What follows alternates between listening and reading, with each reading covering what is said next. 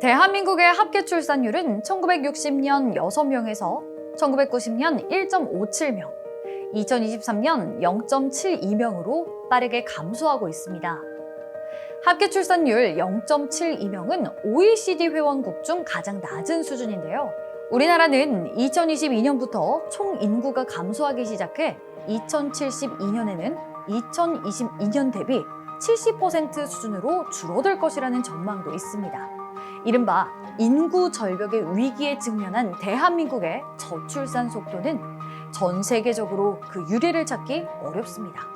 그런데 우리나라는 불과 30년 전까지만 해도 인구 밀도를 걱정하던 다산 국가였는데요.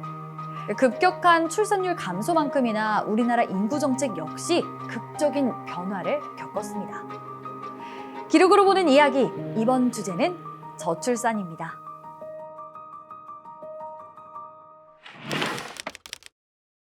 전후복구의 한창이던 1960년대, 정부는 산하 제한 정책에 총력을 기울였습니다. 정부는 인구 증가 억제 없이는 경제 성장이 어렵다는 판단하에 1962년부터 경제개발 5개년 계획의 일환으로 가족계획 사업을 추진했습니다. 똑딱하는 이 순간 지구에는 3명씩의 새로운 생명이 자꾸 태어나고 있습니다.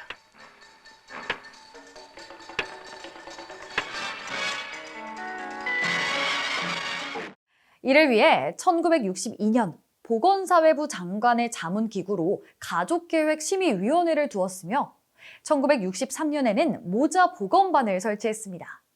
전국에 가족계획 상담소를 두고 면마다 1명 이상의 가족계획 요원을 배치하는 등 가족계획에 대한 지도, 계몽을 실시했습니다.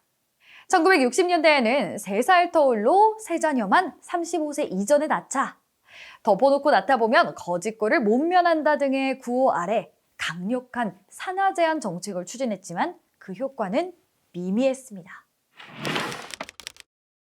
1971년은 우리나라에서 가장 많은 신생아가 태어났던 해로 기록되었습니다. 남아선호 사상으로 아들을 낳기 위한 출산이 사라지지 않자 딸, 아들 구별 말고 둘만 낳아 잘 기르자라는 표 아래 두 자녀를 전제로 한 4인 가족이 표준 모델로 제시됩니다. 이 무렵 가족계획 사업의 효율적 업무 수행을 위해 국립가족계획연구소를 1971년 7월 민간 연구기관인 가족계획연구원으로 개편하고 각급 가족계획요원에 대한 교육 훈련 및 범국민적 계몽 사업을 전개했습니다. 그럼에도 인구 증가는 1980년대까지 지속됐습니다. 둘도 많다, 하나씩만 낳아도 삼천리는 초만원 등의 구호 아래 정부는 세 자녀 이상 가정에 주민세와 의료보험료를 중과하는 강력한 인구 정책을 펼쳤습니다. 1983년 인구 폭발 방지 범국민 결의 캠페인에는 인구 증가 억제가 선행되지 않는 한 경제 사회 발전은 자연 지연될 것이라는 내용이 담겼습니다. 정부의 가족계획 사업의 결과 한국의 인구 성장률은 1960년 3%, 1980년 1.56%, 1990년 0.99%로 점차 줄어들었습니다. 정부의 가족계획 사업은 출산율이 1.57명으로 떨어진 1996년이 돼서야 종료되었습니다. 2000년대 들어서 급속한 출산율 하락이 새로운 사회 문제로 대두되자 40년간 이어온 출산 억제 정책이 출산 장려 정책으로 전환됩니다. 정부는 2004년 대통령 자문 고령화 및 미래사회위원회를 설치하여 저출산 고령화 현상에 공식적으로 대응하기 시작한 이래 2006년부터 5년마다 저출산 고령사회 기본계획을 수립 추진하고 있습니다. 한편 제17대 국회는 2005년 저출산 고령사회 기본법을 제정하고 저출산 및 고령화사회 대책 특별위원회를 구성하는 등 본격적인 저출산 대응에 돌입합니다. 이후 제18대, 제20대 국회에서 국가적 과제인 저출산 고령화 정책을 국회 차원에서 효율적으로 지원하기 위해 관련 특위 활동을 이어갑니다. 제21대 국회에 들어서는 정부의 저출생 인구 절벽, 지방소멸 관련 대책을 점검하고 지원 방안을 논의하기 위해 인구위기 특별위원회를 구성하여 인구 절벽의 위기에 적극 대응하였습니다. 제22대 국회에서는 임광현 의원이 아동수당 확대 지급 등을 주요 내용으로 하는 아동복지법 일부 개정 법률안을 대표 발의했습니다.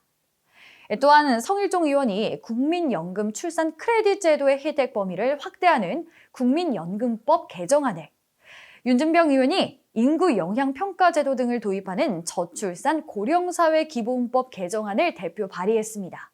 그 이외 환경노동위원회 대안으로 임산부 출산휴가 확대, 맞벌이 부부 육아휴직 기간 확대 등을 골자로 하는 남녀고용평등법 개정안이 발의 통과되는 등 관련 논의는 지금도 계속되고 있습니다.